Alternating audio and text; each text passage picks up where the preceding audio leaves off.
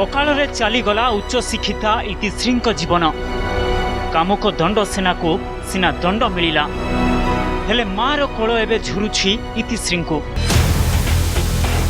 Jail प्राण हराइछि बहुचर्चित टिकिरी हत्याकांडर मुख्य अभियुक्त नित्यानंद दंडसेना। दंडसेनार मृत्यु को नहीं एक निर्दिष्ट गणमाध्यम भिन्न खबर परिवेषण करुछंती। नित्यानंद दंडसेना निज कुकर्मर फल भोगिले। खेब भरा कंठरे यह कहिछंती मां बनजालता। केवल सेतिकी नुहे, दंडसेना मृत्यु खुशी रे मुनिंदा गाँव में मिठा बांटिबे बोली कहिछंती। झियो सबु बेले दंडसेना खल प्रकृतिर कथा कहते। गाधोवा समय रे मध्य दंडसेना इतिश्री फोटो उत्तोलन करिथिबा मृत्यु पूर्वरु इतिश्री तांको मां को कहिथिले। टिकिरी रे 2011 मसीह चाकरी आरंभ करथिले इतिश्री। रहिबाको असुविधा हेबारु तत्कालीन स्कूल एसआई नित्यानंद दंडसेना घरे रहुथिले। हेले दंडसेना सह शारीरिक संपर्क रखिबाकू बाध्य करिबारु घर छाड़िथिले। एक कथा प्रशासन को जणाइबारु स्कूल परिसर रे रहिबाकू अनुमति मिलिथिला, हेले पीछा छाड़ी नथिला पापी।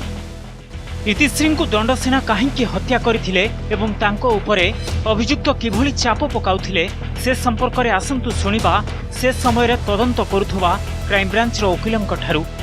इतिश्री मृत्युकालीन जमानबंदी आधार रे दंडसेना दोषी साब्यस्त होइथिले।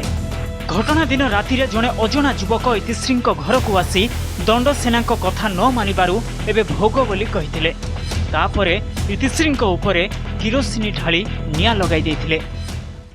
संध्या से रूम रे थिला, हॉस्टेल रे थिला, तो अजଣା व्यक्ति आसिला। आसिकरी तू दंडसेना विरुद्ध रे मानको किछ केस चलथिला, तू केस विथड्रा कर नहले तू देख बोले कहबो। से कहले ना मु केस ये करी विथड्रा करी।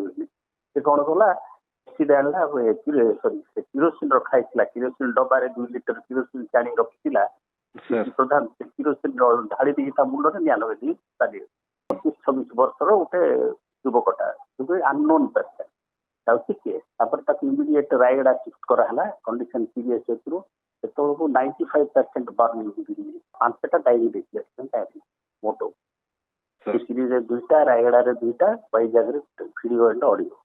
ता छड़ा तार आहार आगुरु शत्रुता थिला। शत्रुता माने ये चाकरी करथुला, से ताकुला, ये जाउनथुला। तागर कोन एफआईआर थिला कोन से अलगा कथा। क्राइम ब्रांच तदंतरे दंडसेना दोषी साब्यस्त होइथिले। एही घटनार सीबीआई मध्य तदंत करिथिला। हेले क्राइम ब्रांच जो अनुसंधान करिथिले सीबीआई मध्य तथ्यरे उपनीत होइथिला।